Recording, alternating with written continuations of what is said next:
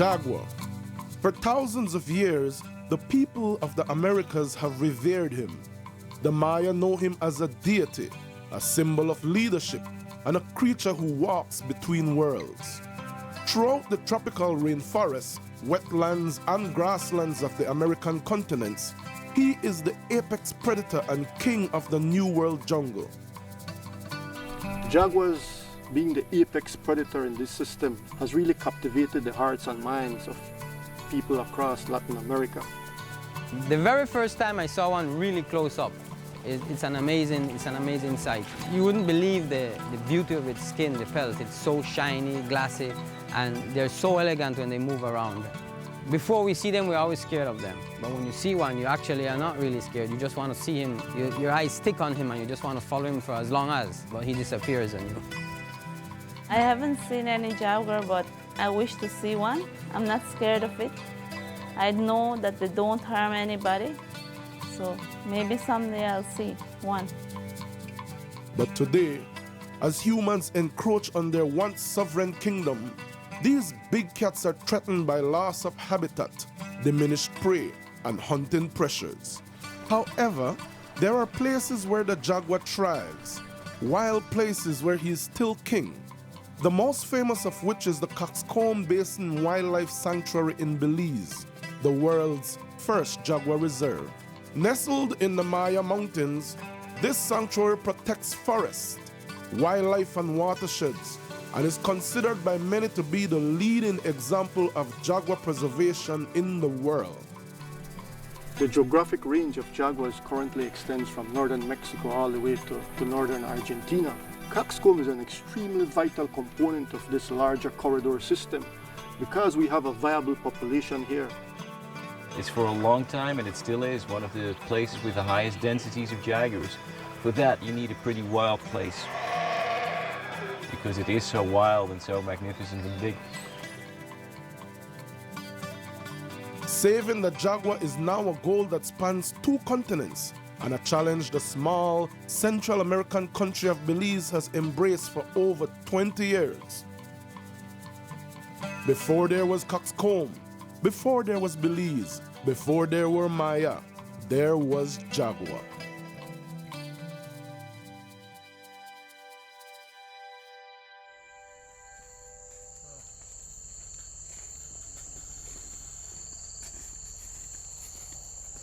Coxcomb has become world-renowned, so it gives us great pride as Belizeans to say that we were the first to really make the effort to protect an area specially designed for the jaguar. When you climb the trail, it is so good to climb it because you see the Victoria Peak. Yeah, I think that it's really good because it still exists now, and we in Belize, we still have this natural reserve. It's a very, very special place. A lot of people tell me it's a very, very special place for them. No tourists come in the citrus. If you see them walking in the citrus, no time at all. They always go to Coxcomb because they want to see the wildlife. They want to see the jaguar. They want to see the birds. They want to see the forest. In our culture, the jaguars are like the king of the jungles. At certain times in the night, you can hear them howling. Ooh, ooh, ooh, ooh. And that's the song that you can know it's a jaguar. Ignacio Pop was Coxcomb's first warden.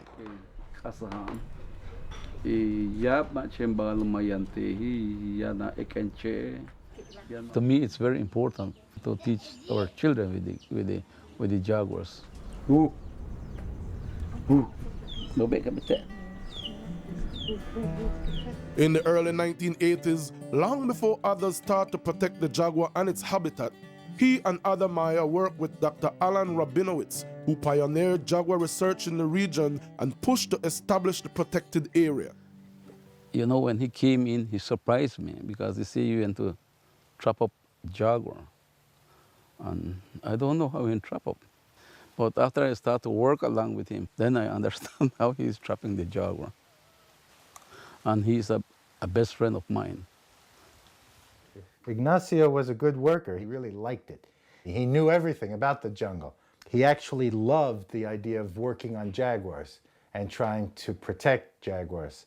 Frankly, all the people who came after me, most importantly, the Mayas who ended up working there and living there, they're the ones who made Coxcomb a success. And they're the ones who started taking huge amounts of pride in saying this is theirs. Coxcomb is theirs, the jaguars are theirs, and this is the land where they came from. Nicasio Cock is Coxcomb's park director and is employed by the Belize Audubon Society, which manages the park, facilitates visitation, and conducts conservation education in communities. He is from the neighboring buffer zone community of Maya Mopan, as are the young visitors today.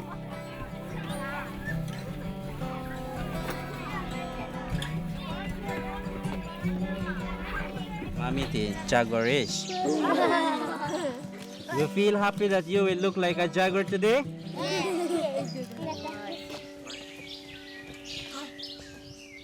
It's very rich. It's wealthy with wildlife.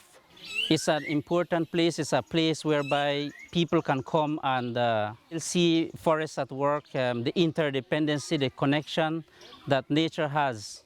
Belize Audubon Society, in fact, is the organization managing Coxcomb Basin Wildlife Sanctuary.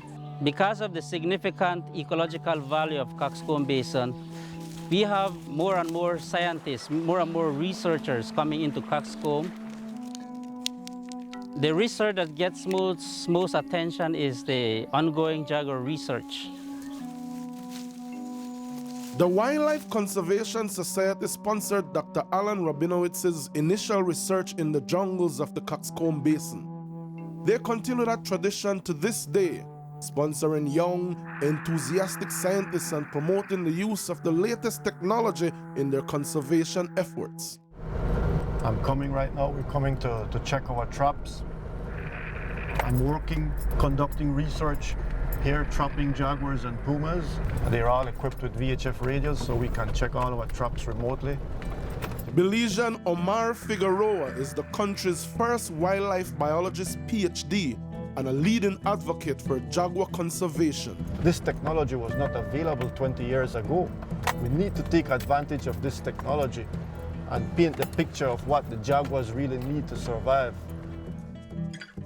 In Coxcomb, Dr. Figueroa will continue a GPS mapping study of jaguars on the corridors they use in the Maya Mountains and beyond. He works with Panthera's jaguar coordinator for Belize, Dr. Bart Harmsen. So this is where they put it? Yes, this is where they place where we hope they place their paw. You want to see how it works? Yeah, show me. Wow. There's no trauma to the captured paw, so it's very safe. All right. It's too wide for a puma. Yeah. Well, this is a jaguar around here. It's the same big one. It's a good size one. Coxcomb has a special place in the hearts and minds of almost every single Belizean. To protect a place like the Coxcomb Basin Wildlife Sanctuary and to ensure that it remains protected, we have got to invest resources into the future of Belize. So we're lucky, we still have jaguars all over Belize. Places like Coxcomb offers that opportunity where jaguars can live.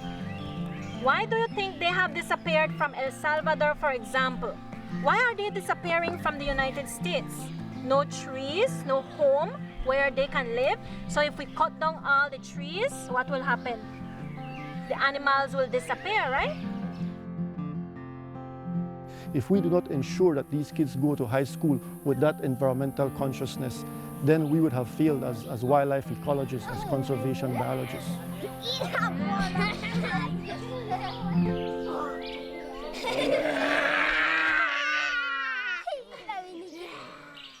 This is a really big cat. He's roaming all over the Coxcomb. Imagine what if you put a collar on that cat, how much of a range he would get, because this one is going over everywhere.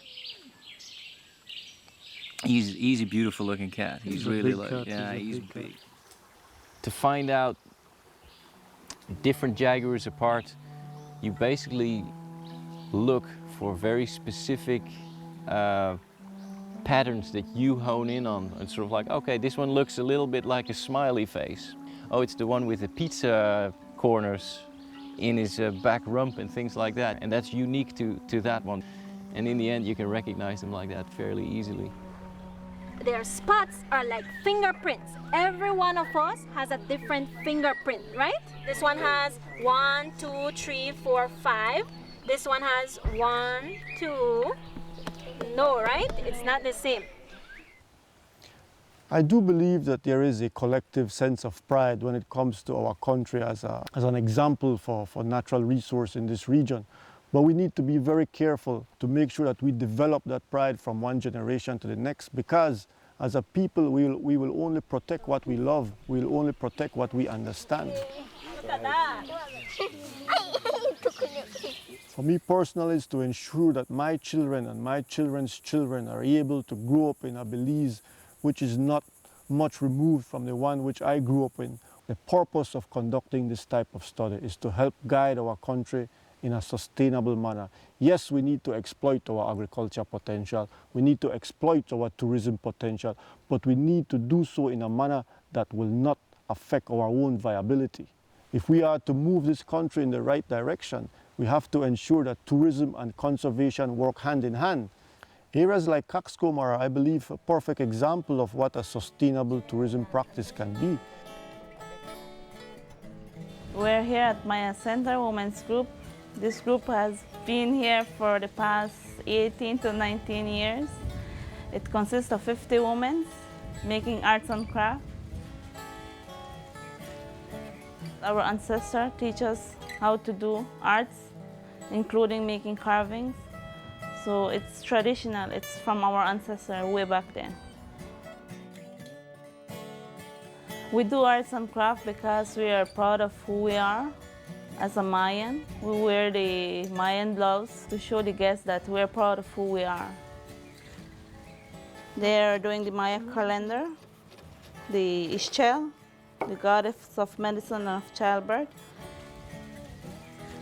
Every year, there are more and more tourists coming to Coxcomb. We work hand in hand with Belize Audubon Society. We sell the entrance ticket to Coxcomb. Ladies from other villages come here to sell their arts and crafts, so other villages can also benefit from Maya Center and Coxcomb.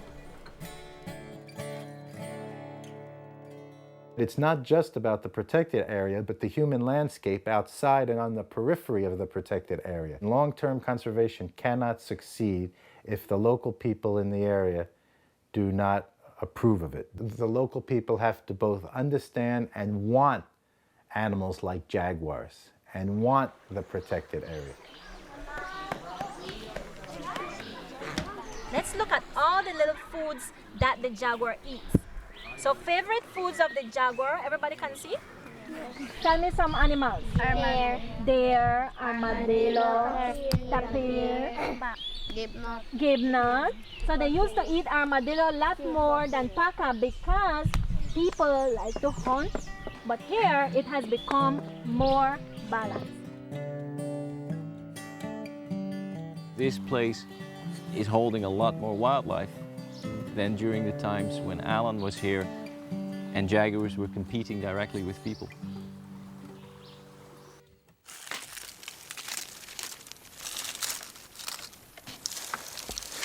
And some old bones. This is probably from a scat that's completely fallen apart. These are from the plating from an armadillo, right? That's right. We're finding a lot more paca and wari in there, and the number of armadillos has gone down. It's still substantial, but it's definitely less. It means that there's just a higher variety of stuff to eat for them, and they're profiting from it like that. I've been living here for 5 years, right? And it should be that I'm used to this place, but every time I go out here, I still feel like the luckiest person in the world, that I'm wandering around here in this magnificent rainforest that is out here. Well, there's definitely a tapir walking by here. Seems to be fairly fresh. We're using the sandbanks. Seems to be a big one. It's not only about jaguars, it's about the entire wildlife, all the biodiversity. But what makes this unique and what makes its importance is that the very significance of this area was determined 20 years ago. Well, it gave us time to really protect cockscomb into the future.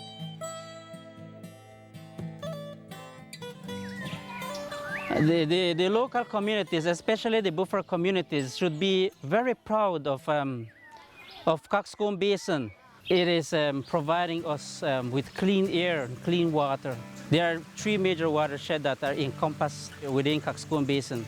It's so spectacular, you know, to see something like that being surrounded by pristine forest. We really need to understand that these things are important and that it needs to be protected. Coxcomb has long provided a safe haven for jaguars. When a jaguar ventures outside the park, their relationship with people becomes even more tenuous and threats abound. For this reason, the goodwill, understanding, and education of the communities surrounding the park plays a vital role. The future of the jaguar is in large part in their hands. A herd of sleepy cattle stands near the forest edge. One rancher sits watching his cows. A jaguar walks along the forest, getting closer to the cattle.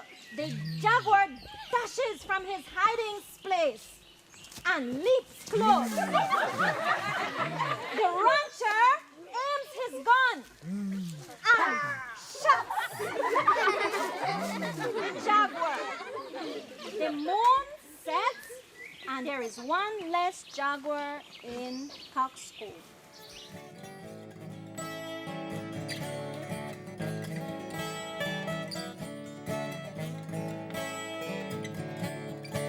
One of the major problems we had was the jaguars going with the calves. We had a problem losing calves, and it was our friends in the Coxcomb taking them. We started to work with the people in the reserve.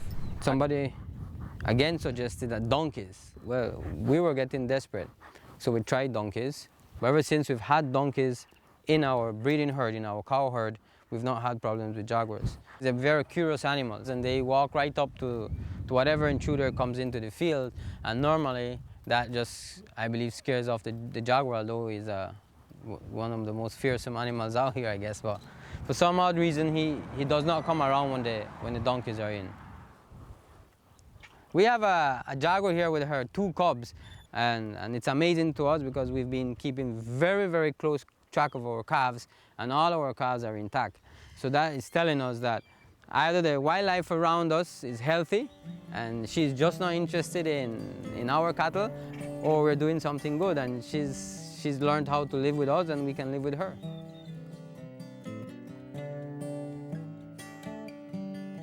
For Belize, we still have that window of opportunity open for us. We can still manage our forests in a very sustainable manner. If we are wise about how we develop, about how we move forward into the next 20, 50, and 100 years, we can ensure that we do so in a sustainable manner, that my children, that our children and our children's children are still able to visit these natural places, these really unique places like the Coxcomb Basin Wildlife Sanctuary.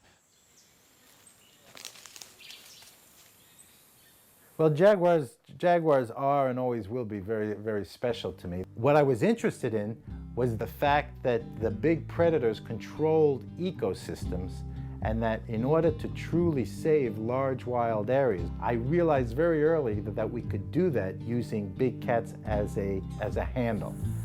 I'm not just studying jaguars because I love them or for the sake of jaguars, but I think they're an excellent species upon which to focus conservation efforts.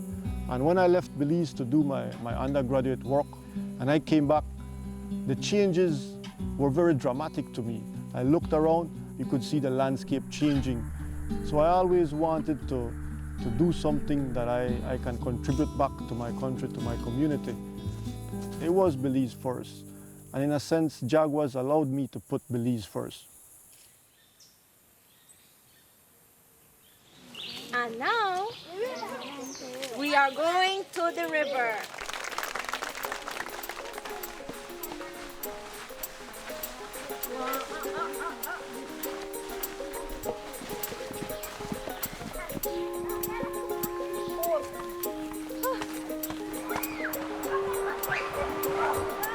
When a school group comes in, I feel proud to share my knowledge to them, what cockscomb is all about, what cockscomb is doing, how we benefit, and why we should protect it. The jaguars live in the forest. They are big, strong, and they are also healthy. They like to capture, kidnap, armadillo, and all kinds of animals. If we cut the trees down, their home will be destroyed. This place is to protect the jaguars. They are